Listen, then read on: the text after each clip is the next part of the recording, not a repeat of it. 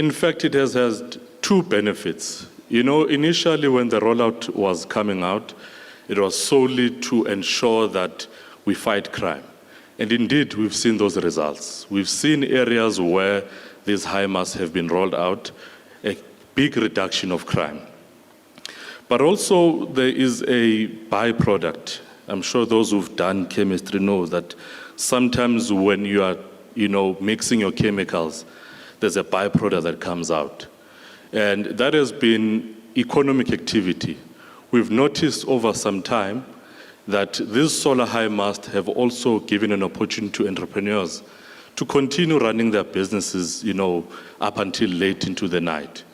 So we've seen quite a big improvement in terms of the crime. More and more areas that are having this. In my ward, we currently have about 3 of them.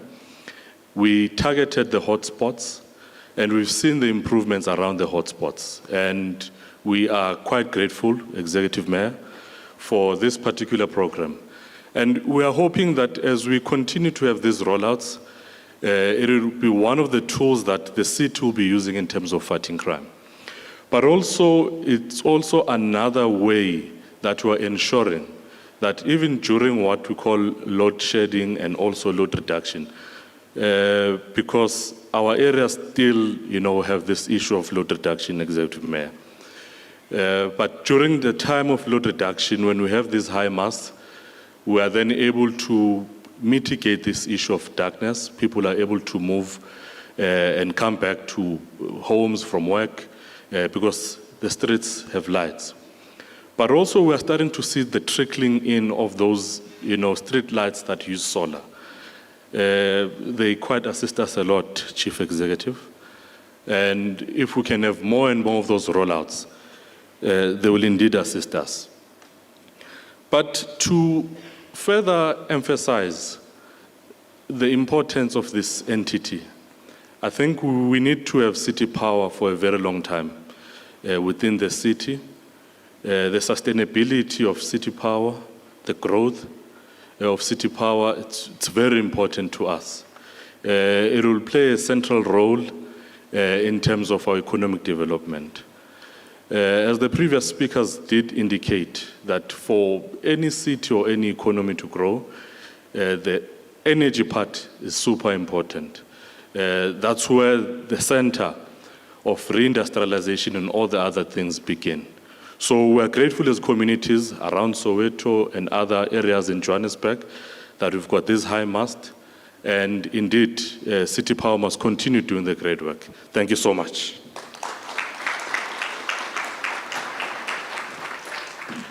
Thank you, Councillor Thapelo. As our Honourable Mayor has said, partnerships become institutions, institutions become enablers of justice. And without the just element of our just energy transition, we will not be able to redress the exclusionary policies of the past. We had planned a wonderful program where we had videos that illustrate these great projects, energy projects, decentralized systems that address community needs. But as I promised to preserve time, most of the speakers that come to speak after the video will reiterate what is in the video. And so during networking periods, we'll play some of the videos and you're welcome to come and see them, but we will progress to have the speakers without the videos so that we can preserve some of the time that we lost earlier. With those words, let me welcome the next beneficiary of the solar farm video highlight, Mr. Thulani Manzana.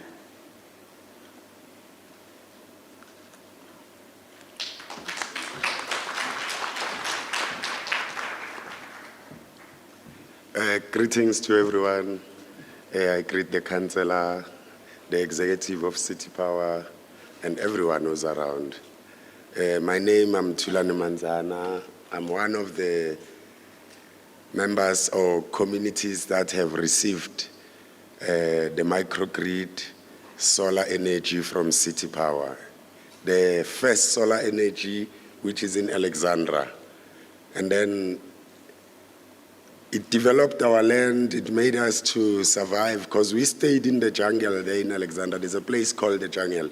We stayed for more than 20 years without electricity. But now when they brought the project of the solar, I was the CLO there. It worked right, it's still working all right even today. Everyone is developed there, even they built houses now, no more shacks. Everyone is warm, the fridges have food now, stoves are on. So,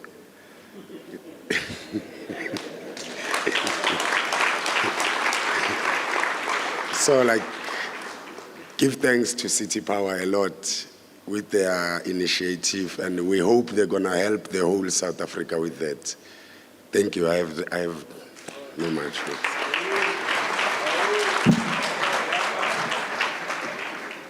Thank you. Our next showcase is electric vehicles by Valta Africa, and Mr. Ashik Malgi will give that testimony.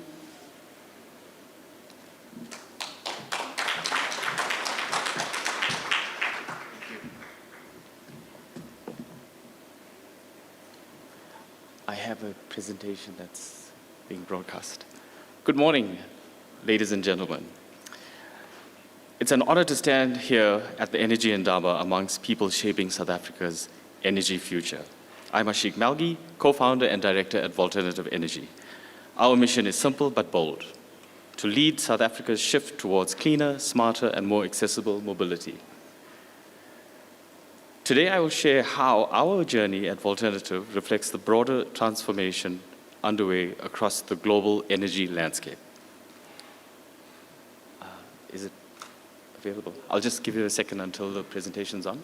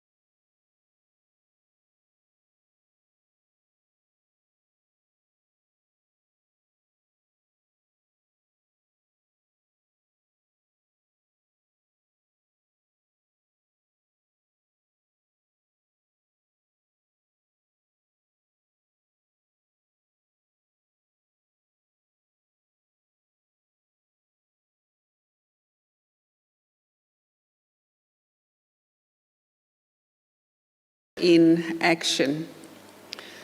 When the South African Renewable Energy Master Plan, the SAREM, was launched, one of the authors and the conveners for the policy said the just energy transition offers us a once-in-a-lifetime opportunity to industrialize and to do this in an inclusive and equitable manner.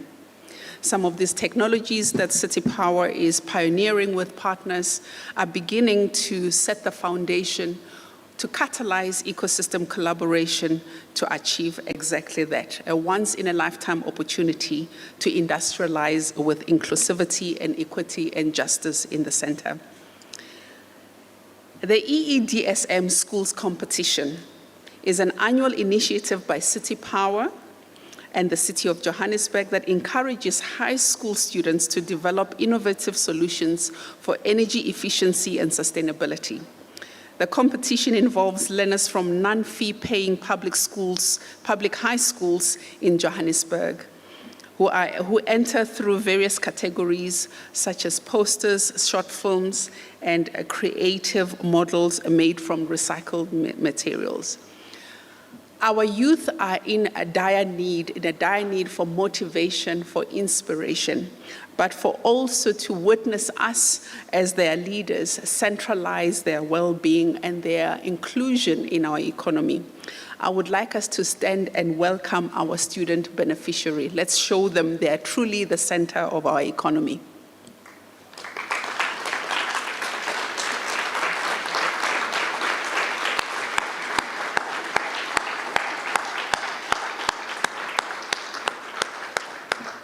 Let's continue clapping.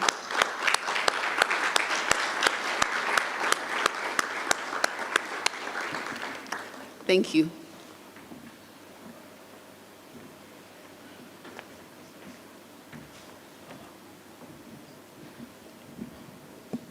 Good. Can you please do it for me? Thank you. I think it's fine. Yeah, it's fine. Okay. Good morning, everyone. It's actually an honor to stand in front of you. My name is Sharon Rabetu, and I welcome you again into the City Power Johannesburg Indaba 2025. So today I'm going to talk about what energy means to us as the youth. So for me, energy is actually an opportunity. It's actually the power that keeps our schools bright, our home safe, and our learning possible. Because being honest, when the lights goes off, we surely realize how energy affects our learning and how it really affects also our safety, because without electricity, I cannot be able to write my homework, I cannot be able to do anything related to school. And also robbery can usually take easily through when the lights are off. So it's actually a way that actually gives learners progress and makes learners to be comfortable with dreaming and initially proceeding, because with it, everything is possible. So it's actually not all about electricity, but it's all about progressing and becoming someone with something else. So basically, before joining the competition, I didn't really care about what energy meant or where was energy coming from or how to waste it. But then through the EEDSM program, I actually realized that through small things just like turning off the lights, using energy efficiency bulbs can actually make a huge difference. So it really taught me that sustainability starts with awareness and also responsibilities even at a school level, because also our schools waste energy by keeping the lights off even though we're not at school, and actually keeping everything on. And what I can say to actually my age mates or our brothers and sisters is that let us be the generation that actually turns awareness into action, because the future energy belongs to us. And if our parents were not able to see that before, we are here to see that and make it possible for the next generation that's going to come after us. Thank you.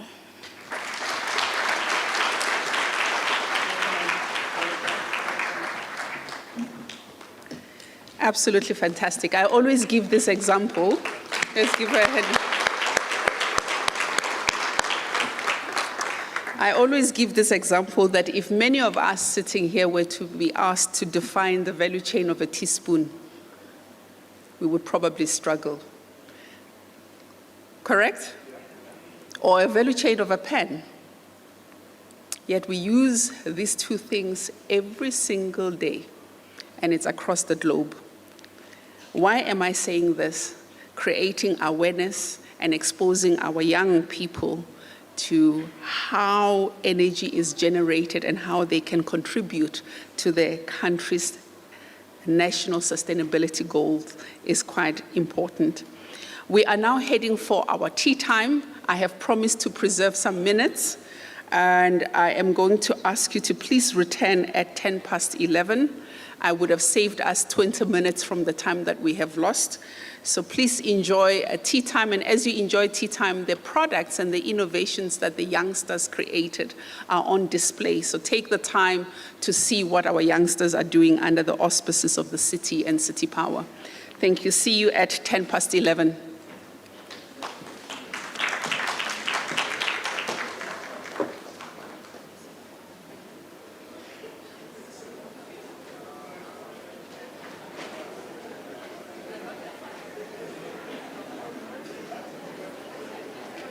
We are happy to say that we have achieved our highest operational performance in 5 years, meeting 87% of our annual targets, stabilizing our governance issues with great improvements in the audit outcomes.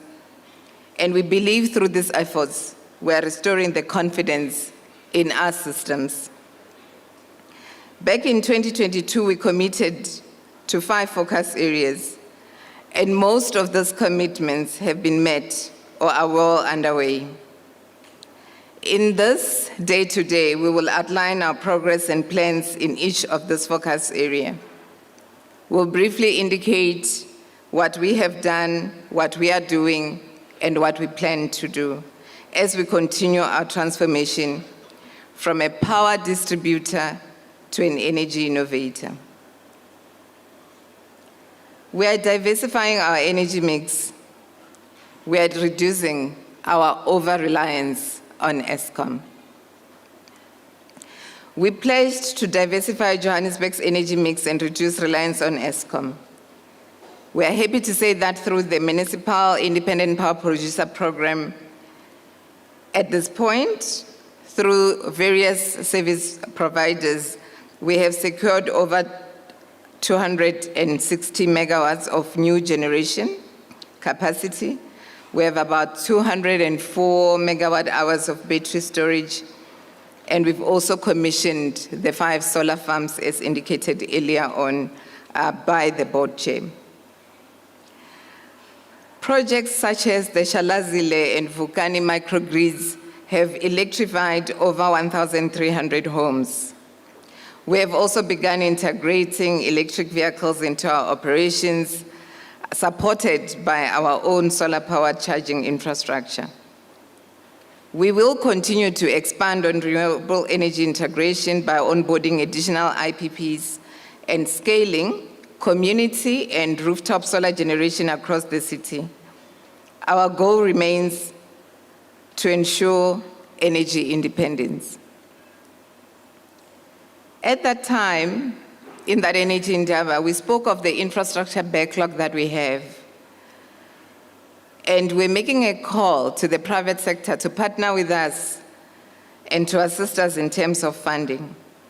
We're happy to say that with the support from City of Johannesburg, with the support of the Executive Mayor, we have been able to secure funding from KfW, an entity in Germany, who intend to invest about 4 billion rands into our infrastructure in the next 3 years.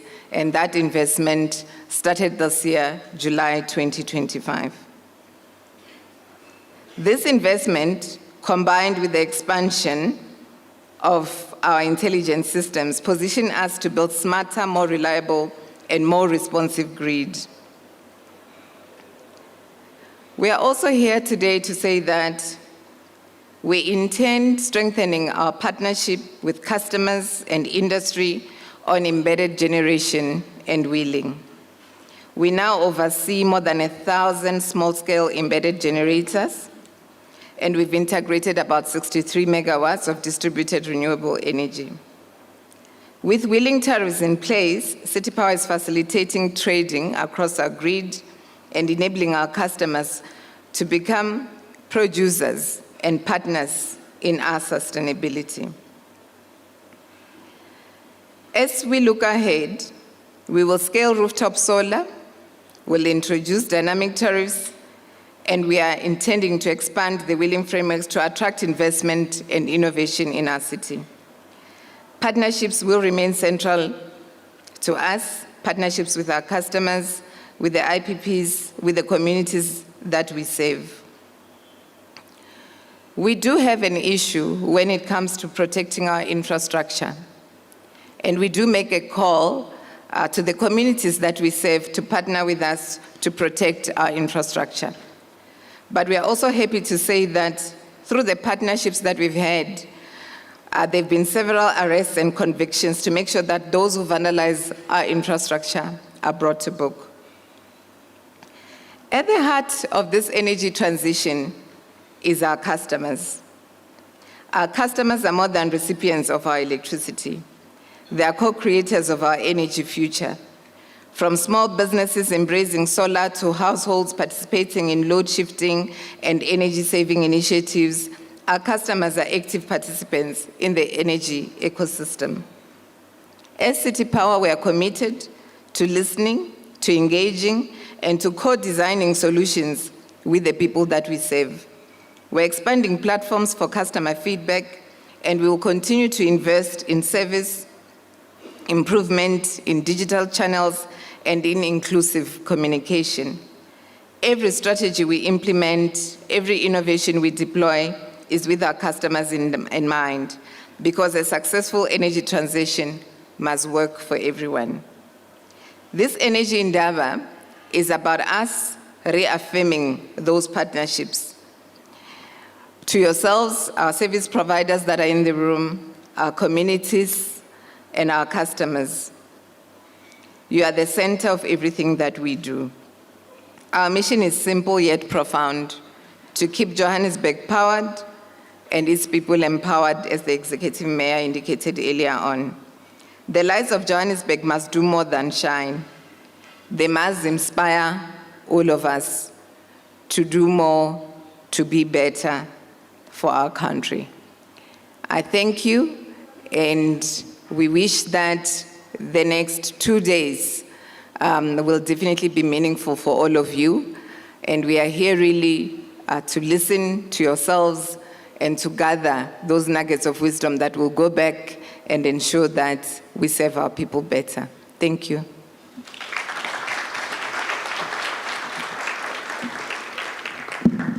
Thank you, ma'am. As the CEO has reinforced the trajectory of the utility, transitioning from a distributor to a generator and a procurer of energy, the utility is also pioneering solutions for communities, as we have seen, communities that were left behind by the grid. This is part of the utility's mission to implement as an implementing agent of the Gauteng Energy Response Plan. The completed microgrid in Alexander, using solar panels, battery storage to provide reliable and clean electricity supply to 500 households in an informal settlement. Other renewable initiatives include the installation of off-grid solar hash marts for public lighting in communities like Soweto and Diepsloot to enhance public safety and deter crime, as well as a program to install solar PV systems on government buildings to reduce reliance on grid. This is part of the city's strategy and mission to reduce its reliance on Eskom. City Power has also launched an ambitious electric vehicle program as part of its 10-point energy plan.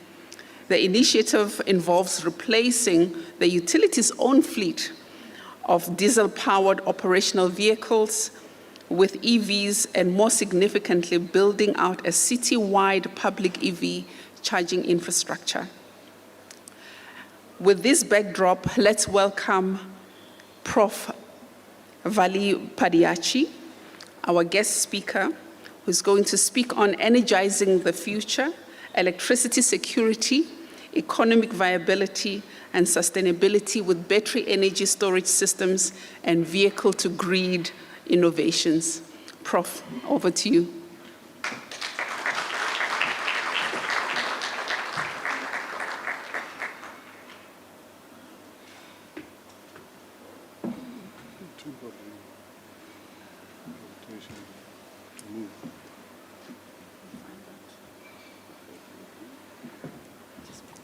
I'm just waiting for the pointer so I can move my presentation.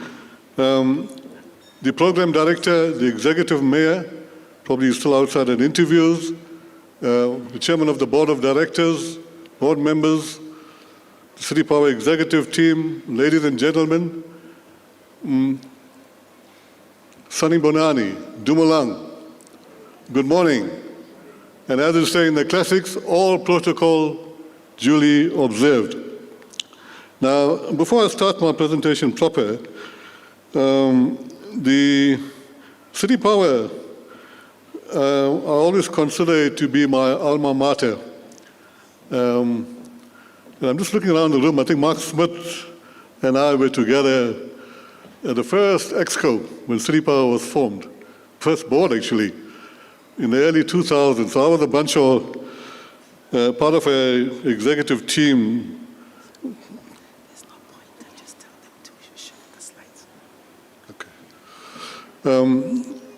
Yeah, so just to get to the point, I was one of the bunch of executives that joined City Power when City Power was first formed in 2001. And at the time, it was a PTY limited company. It was a company formed under the Companies Act, and we moved from a metallic entity, pure municipal body with not business focused, not financially focused, and we had a board of directors, and we were given 1 year to become profitable and to become business focused and so on, and we did it.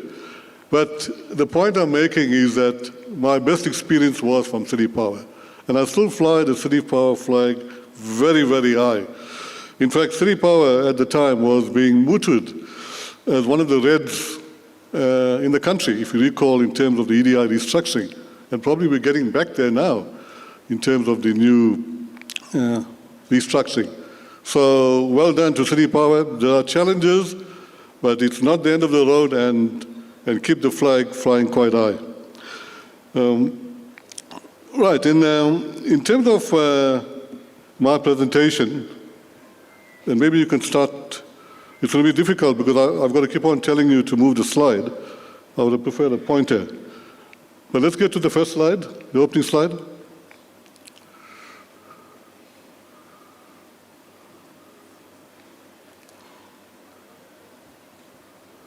Okay, in terms of our presentation, the title was very carefully chosen by the organizers when they spoke to me.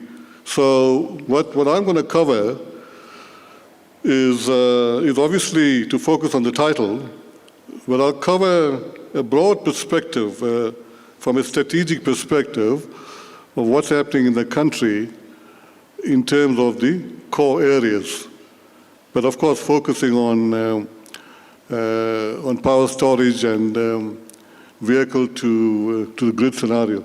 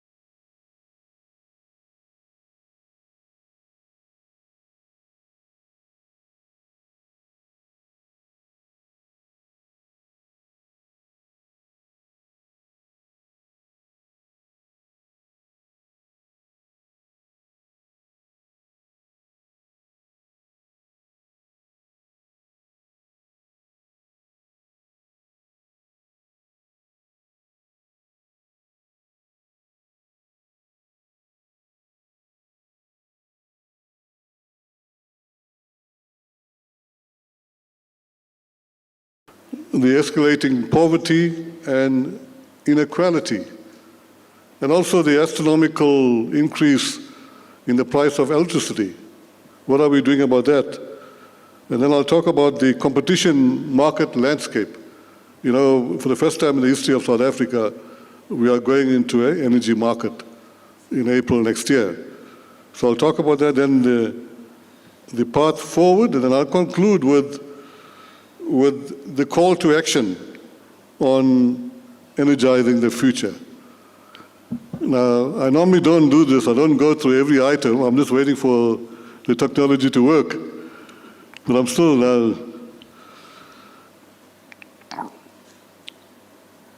okay, maybe while they're getting it right, in terms of the current energy mix,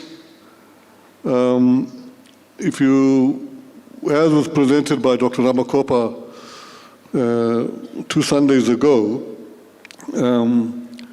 the essence, we're still obviously coal dominant, but we are moving away. I mean, we've committed as South Africa to COP 28, 29. And then, of course, we are facing significant challenges. And if I can just summarize some of them, it's the need to end load shedding permanently. So we've ended load shedding, but not permanently. Okay? So we still need to end load shedding permanently. Maybe ESCOM and the ministry will call that shortly. I like to call it, and then we have chronic load reduction. Okay, so we seem to be having load reduction almost every other day. Aging infrastructure. I mean, that's between the municipalities and ESCOM, that's another challenge. And of course, the financial instability of the energy sector. And Program Director, I'm just wondering, should we not take another break and get that presentation correct? Otherwise, we're just losing the essence of what I'm going to be talking about.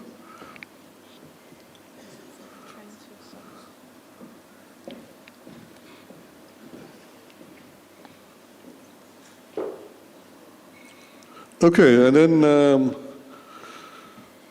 if you look at what's been proposed in terms of the IRP for 2030, right? Also presented by the DE Ministry as part of the IRP. We're looking at, well, in summary, about 6,000 megawatts of new generation. You just hear me out. We're looking at about 6,000 megawatts of new generation by 2030, which is 5 years down the road. And hopefully, as the minister had said, we would get to gas. So gas to power is a significant constraint at the moment. You know, there's talk of the gas cliff. And so in terms of the IRP, we're looking at 6,000 megawatts of gas. Solar PV, of course, solar and wind will still be on a significant trajectory going forward. So by 2030, you're looking at 11,000 megawatts, solar, storage, 3,100.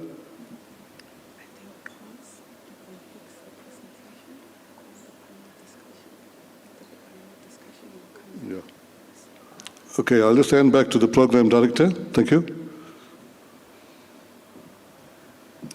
Ladies and gentlemen, we apologize for the technical glitch that we seem to be experiencing with the presentation.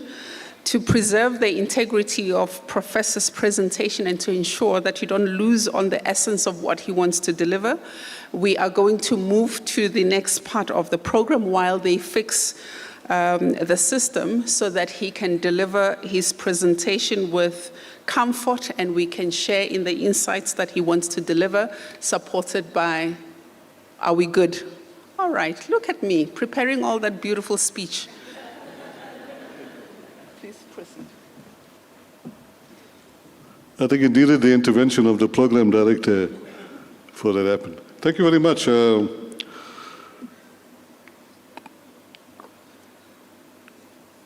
Right, so let's move on to, okay, let's move on to the next slide.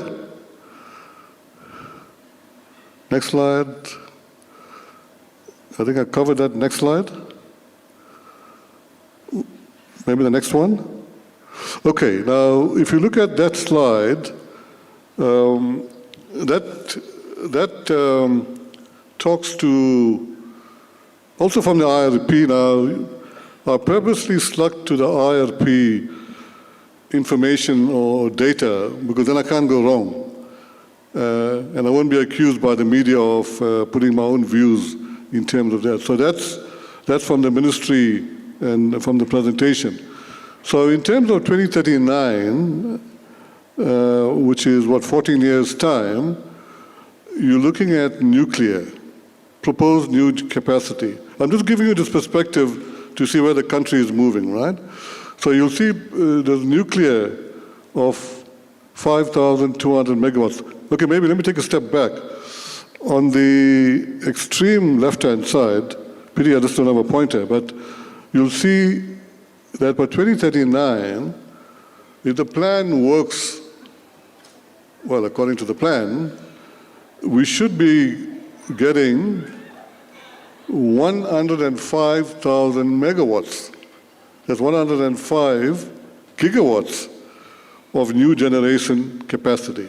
So that's a tough figure, but there are plans in place to achieve that, but the plans need to work. And contributing to that will be nuclear 5,200 megawatts.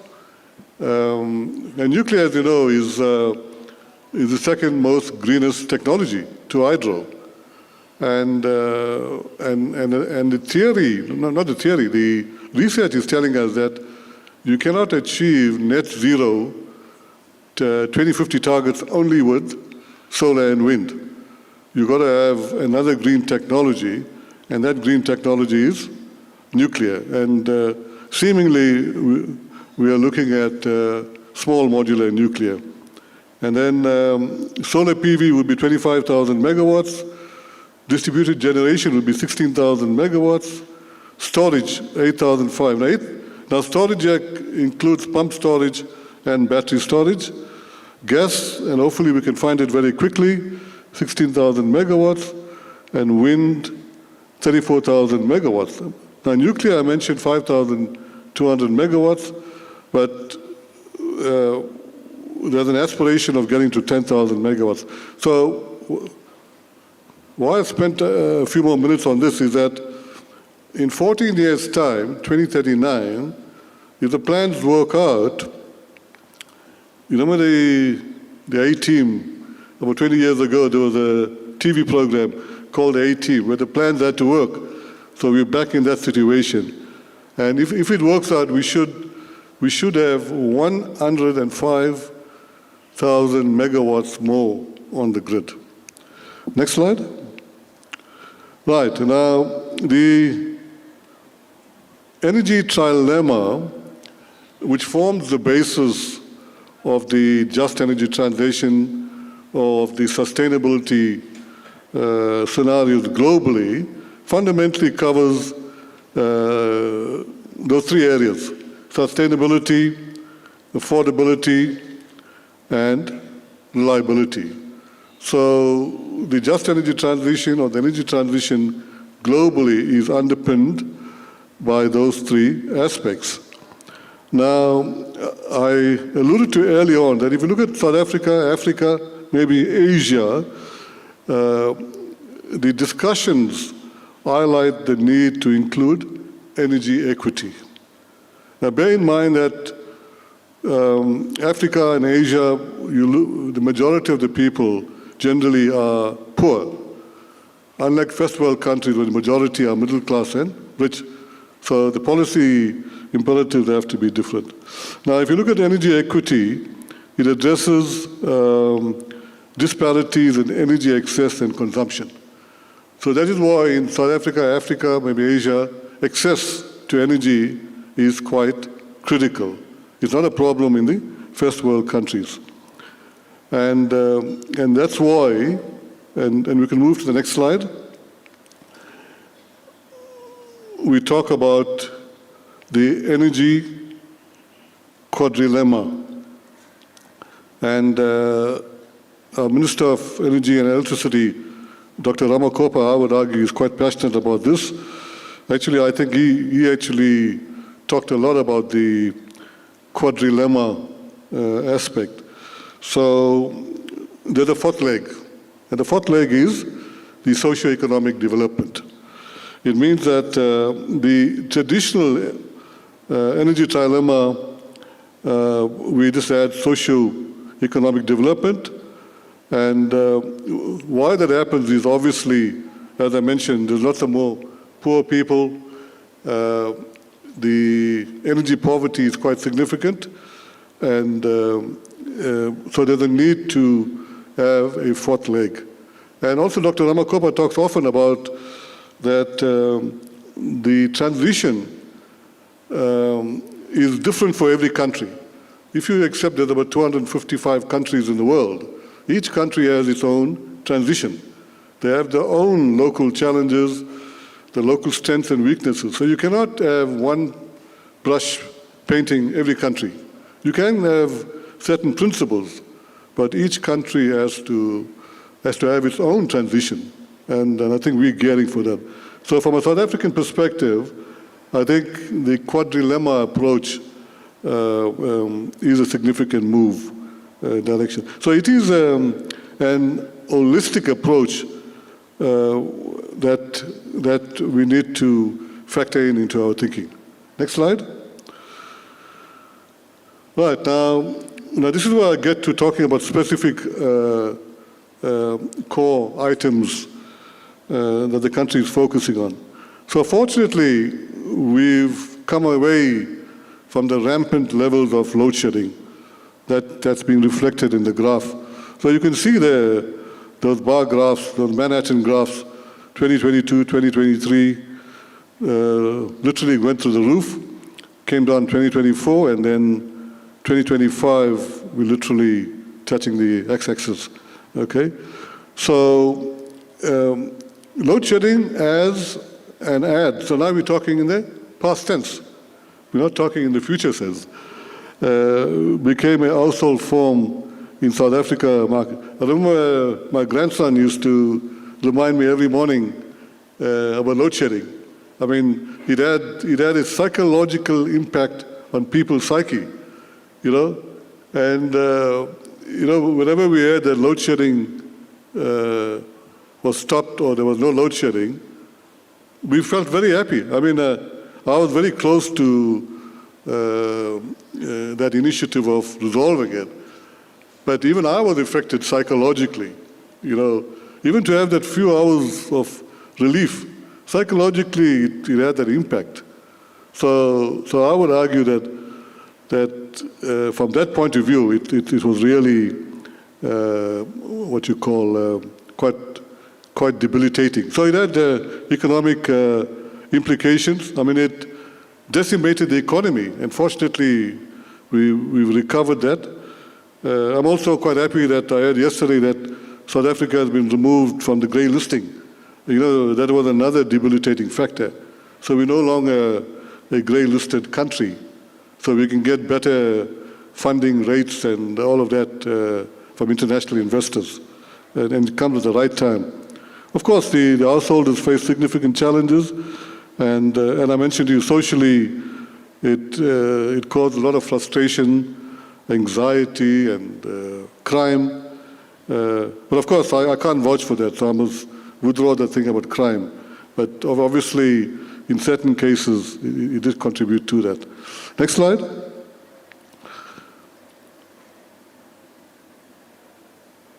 Right, now, this particular slide, I talk about ESCOM plans to end load reduction.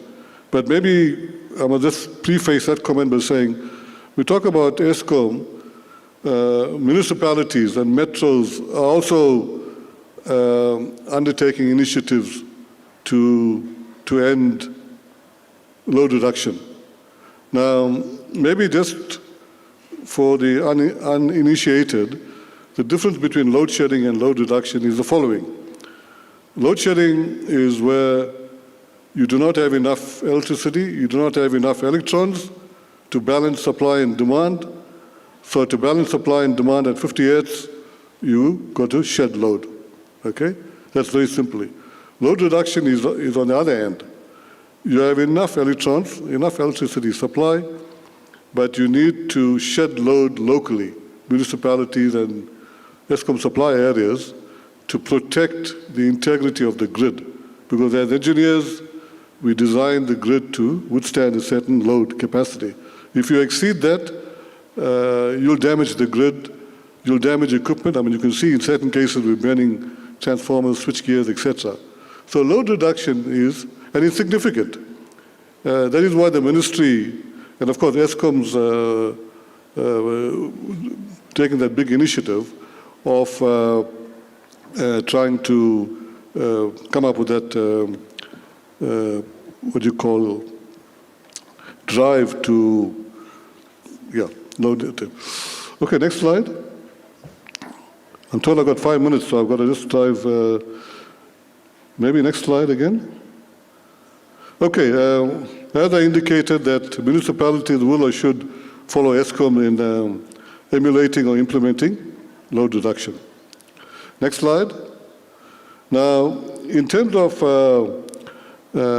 battery energy storage and vehicle to grid, these two schematics demonstrate how a vehicle to grid infrastructure works.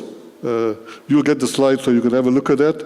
And of course, battery energy storage is on the same basis.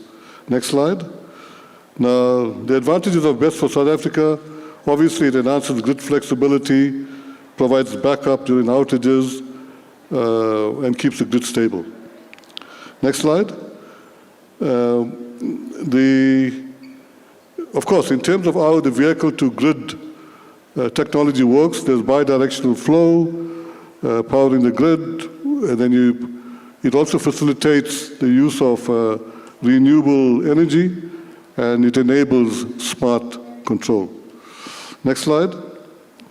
In terms of benefits of a vehicle to the grid, it obviously contributes to grid stabilization, renewable energy integration, provides financial incentive. You can make some money out of it through EVs, and then there's backup power. Next slide. Maybe you could skip this slide, you can get next one. Then in terms of regulatory reform, the long and short of this slide is that whatever initiatives we do to improve the sector, it has to be backed up by legislation, policy, and regulations. And we've seen cases where in the absence of such regulations, there's challenges. And the challenges are, and let me be frank about this, ESCOM and the municipalities were monopolies, decades, hundreds of years. Now the monopolistic status has changed by the new ERA. So the private sector is playing a bigger role. So to ensure there's fair competition on a level playing field, you need proper, bulletproof regulatory rules. Next slide. In terms of energy poverty, I think what I can say is that in this slide, the astronomical high cost of electricity that we are currently experiencing has contributed to energy poverty. What do we mean by energy poverty? Very simply, it means that a household might have an electrical supply, a connection, but they're not using it because they cannot afford it. They're probably using it for lighting or for the kids' homework and so on. When it comes to eating, H-E-A-T-I-N-G, and cooking, we go back to our roots that we used to do in the townships, biomass cooking fires. We use the boilers. I can see that in my travel around the country, where for about 10 years the smoke and chimneys dropped. Now I see it's back again. And that means that they've gone back to biomass heating. Next slide. Then the socioeconomic impacts, of course, job creation, empowering the communities, investment in local economics, and of course, we'll be moving away from fossil fuels. Next slide, I'm getting toward the end. Okay, this is the market landscape. So the creation of the new energy market, which is going to be effective from April, is going to revolutionize, I'm repeating, revolutionize, and it's not my words. I think it was quoted by a significant communicator. It's going to revolutionize the energy space, electricity energy space of South Africa. It's not going to be the same that we had for over 100 years. So the energy market space, competitive marketscapes with more traders, aggregators, IPPs playing together with Eskom and the Munichs is going to revolutionize this energy space. Next slide. And I think the long and short of this, with all those players, we need collaboration. We need fair and equal collaboration between private sector, utilities, and communities. Next slide. And the key takeaways, the importance of BESS to the energy security, the need for equitable energy access, call to action, and the policymakers need to come to the party. You know, if the policymakers do not come to the party, we're going to have challenges. Next slide. Yes, now what I'm saying is that we are in the midst of an energy revolution. So join the energy revolution and let's make it happen. And I think that's my last. Thank you very much. I must apologize that we had the issues. It messed up my train of thought, but I'm glad that we managed to get to the slide and you'll get it. Thank you.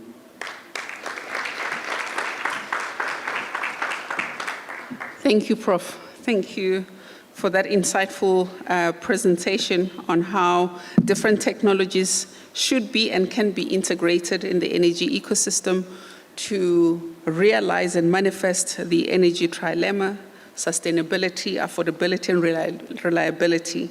And through the work that you're doing with different stakeholders and through your academic involvement, you have introduced us to the quadrilemma, the socio-economic development dimension of our mission.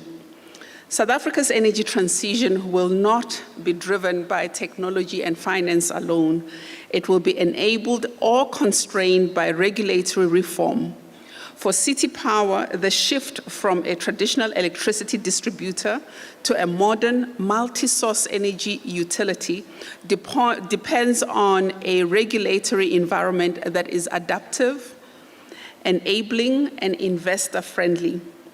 Regulatory reforms can act as the great equalizer in this transformation. They determine how municipalities procure power, trade with independent power producers, access finance, and integrate renewable and embedded generation into the grid.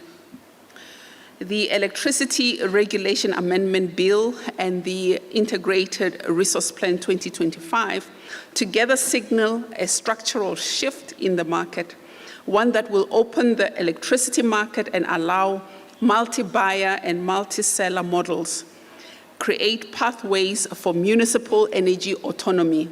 And this, for City Power, is truly a game changer.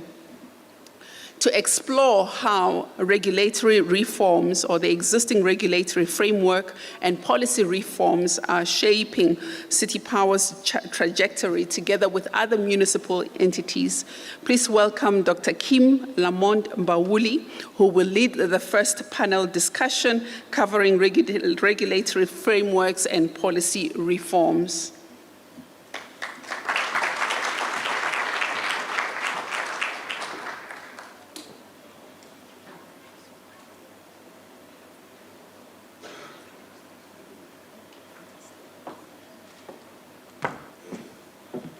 Good afternoon, everyone. Yes, so I'd like to call up on my panel members to please come through. They are going to introduce themselves within the first minute so that you get to know them a bit better. But if we could call you to the stage, please.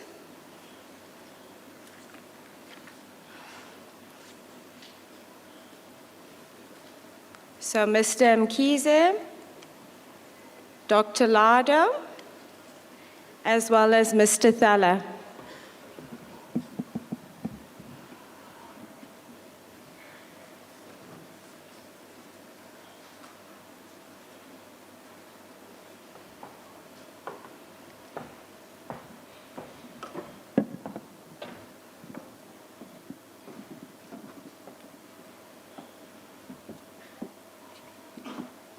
I see there's one member missing.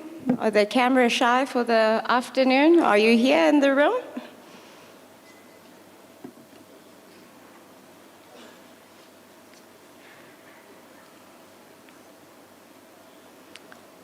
Okay, so with that said then, I'll proceed to introduce or to give you a bit of a background in terms of what we intend to discuss. I'm not sure, is there a mic for the panelists? There is? Okay, fantastic.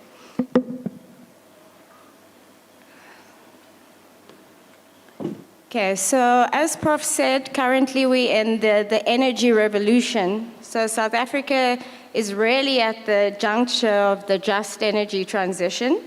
The energy mix, unfortunately, still remains extremely dependent on carbon. We know that coal and carbon is actually one of the key minerals for South Africa at the moment. And the dependence on coal really underscores structural inequities that we currently experience. There is a need for cleaner energy and decarbonization. There is a need for greater resilience in terms of the energy system. And so what the panel is going to do today, and we have key stakeholders on the panel, is they are going to determine and to explore what the key regulatory legal frameworks are around this rapid transition. Not only that, they're going to speak to, is the transition moving too rapidly? Is the transition, in fact, just, if at all? Is the transition equitable? And then they're also going to speak to the resilience of the transition as a whole. So ultimately this afternoon, and I think it is afternoon now, yes, we seek to build an awareness around the regulatory and institutional frameworks. So the panel objectives then. Just a second, there's a crisis. Okay. Ladies and gentlemen, please forgive this interruption. A white BMW X5 registration LF90 SKGP is being towed as we speak. So if the owner is in the room, kindly attend to the vehicle. White BMW X5 registration LF90 SKGP. Sorry. So as the panel this afternoon, what we seek to do is three things. The objectives are as follows. The first one is to look at how we can advance local energy governance. Secondly, looking at promoting cooperative and equitable transition. And thirdly, looking at how we can enhance the regulatory and market readiness. So with this said, I'd like to give the panelists, in fact, 1 minute each. Part of that 1 minute is that they're going to give a brief introduction to themselves, and not only that, they're going to position the current topic in terms of how they view the transition, and the discussion points will follow from there. So if we could kindly start with Dr. Lado. Good morning, afternoon. My name is Lardri Stander. I'm the CEO of the Tshwane Economic Development Agency. We are a municipal entity of the city of Tshwane, the capital city, not one of three, the capital city. We have a specific focused mandate to do investment, recruitment and promotion for the city of Tshwane, and to then assist Tshwane-based businesses to expand their footprint, both in the country as well as globally. And what we do realize and recognize is that energy is one of the critical input factors in any economy, and without that, we actually can't achieve any of our aspirations or goals that we have. I might make you frown, and it's not my intention. The just energy transition can only be just if it is organic, right, for South Africa and for cities. And that might very well mean that for the foreseeable future, we stick to the assets and the resources that we have, plenty of installed capacity.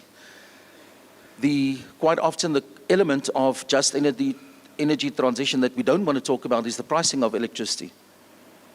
And certainly that must be within our context, one of the most important factors that we consider when we say what should be the typical supply mix of a municipality, what should be a typical supply mix of a province, powering its households and businesses. We see a lot of regulatory reform that unfortunately takes place with municipalities as the last consulted parties. So right off the bat, let me say the Energy Regulation Amendment Act was not amended for local municipalities because we were already covered during the normal era, the one without the additional A, right? And hence we need to understand how the amendments that might be precipitated by specific national and global reasons have an impact on the way in which we do business and the way in which we do business to, i.e., generate revenue in order for us to discharge our developmental state characteristic and responsibility. Thanks. Thank you, Dr. Lada. Over to Mr. Thala. Good afternoon, Madam. Good afternoon, the audience. I'm Sergeant Taylor, and that should not be interpreted as a rank. That's a name on my ID. I'm the Chief Risk Officer at City Power. And seated here, and I think it becomes appropriate that sometimes we dissect the element of resilience, but within the context of the criminal situation in the country, to the extent, therefore, that the investments we are making, obviously through the Just Energy Transition Implementation Plan, to what extent will that be sustainable, given the current trajectory? And as we embark on this journey, what are the new or emerging threats which we should be able to take care of? Otherwise, we will then get the investments we are making reversed. I will therefore make mention that security, because that has been my life throughout my existence in society, is quite very crucial for economic development, to the extent, therefore, that it creates a stable and predictable environment that then enables investment, trade, and growth to flourish. Strong security and rule of law creates a vicious cycle where development and security are mutually reinforcing. And that is how then I will be pitching the conversation going forward. I thank you. Thank you, Mr. Thala. You know, as a legal practitioner, to hear someone speak about the rule of law, security as a rule of law, just fantastic. That's a wonderful introduction. Can we give him a hand, please? I see Prof. Latla is in the crowd. I think he will agree with me as well from a legal perspective to hear rule of law, renewable energy, all in the same sentence. It's a dream come true for a legal practitioner. I'd like to kick off straight with Dr. Lada, where he was speaking particularly around what a typical supply mix might look like.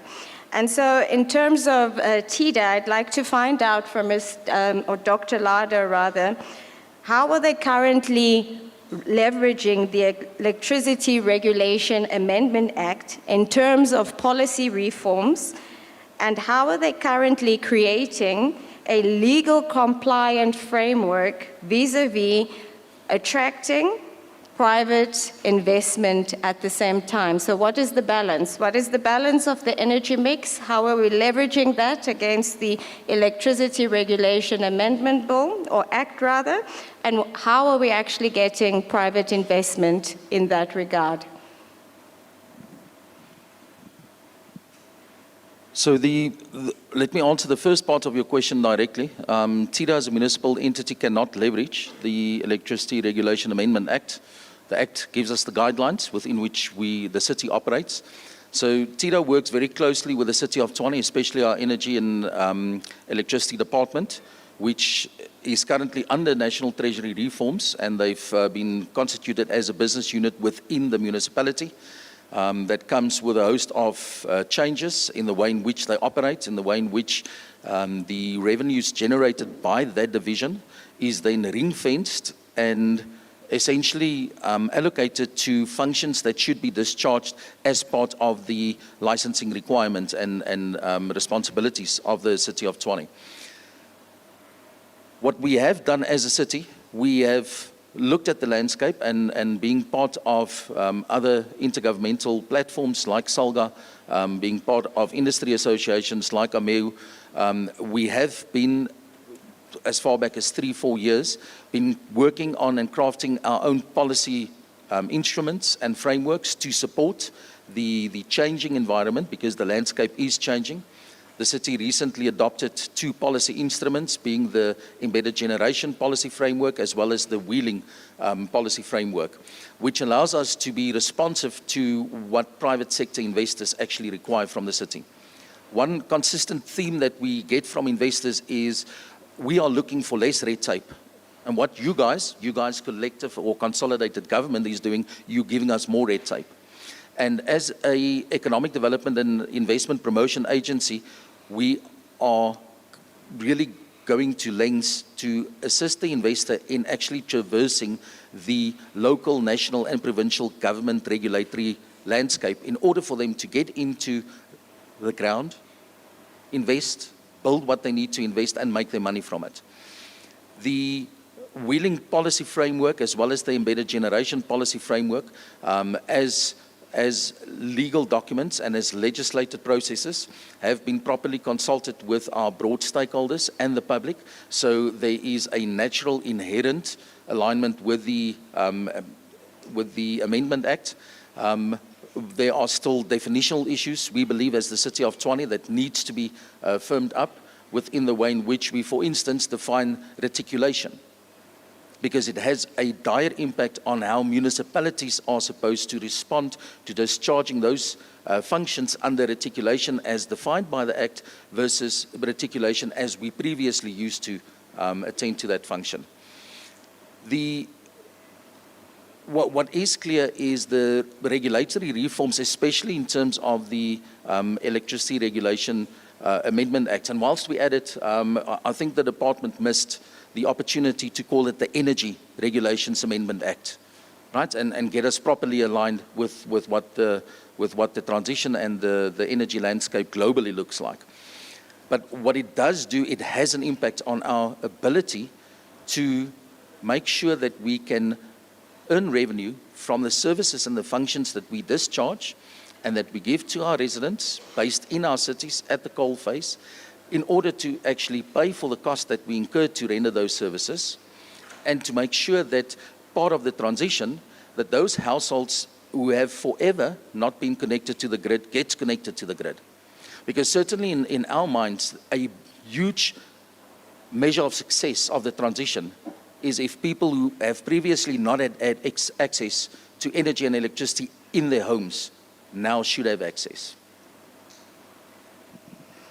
Thank you, Dr. Lado. So I see you've touched on some constitutional principles there, speaking to access, equity, transparency, accountability. So these are all key fundamental imperatives that we are guided by in terms of the just energy transition.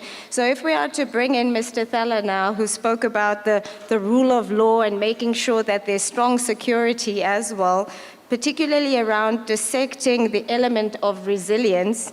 In terms of the first part of my question that I'd like to pose to you, I'd like to find out from you, Mr. Thala, what are the emerging security risks and threats that can hamper City Power's just energy transition? Thank you so much for that question. I think maybe we may need to start from the current situation. I think that across the country we'll appreciate that we have got these trial crimes within the electricity space, that is cable theft, vandalism, and illegal connection. And when I interacted with the JET IP, which is the Just Energy Transition Implementation Plan, specifically Chapter 5, Section 5.4, it clearly states that the current electricity network infrastructure, there should be a lot of investment on it so that it is made ready to carry the new investment that will be coming in terms of the renewable energies. Literally meaning the current load base or base load kind of an electricity infrastructure, we are still going to have it for the longest of time, notwithstanding that we are bringing in the renewables, because there should be the vehicle that transport that. So the issue of cable theft and vandalism and illegal connection is still going to be with us. And therefore we need to start now to say over and above that, the new threats and risks that are coming through, we've got to start to have a new market for the solar PVs. And just wait for the next 5 years, we're going to have a market for that. We're going to have a market for the battery and the energy storage facilities and the components that goes with that. The renewable energy plans, the security risks that will be associated with that, given sometimes the level of instability in South Africa, where when people are unhappy with a particular leadership, they decide to go and vandalize the infrastructure. So those are the kind of risks I think we need to look at. But again, the electric vehicle charging stations and the components that goes with that. I think moving from that, we need to also look at the cybersecurity issues, given the fact that we'll be having bi-directional meters that will be coming into our system, and it becomes pretty easy for, the criminal elements to plug in and be able to get into a system, and the next moment they can collapse your overall operation system. From a legislative framework, I've looked at all the relevant legislation, specifically 3 of them.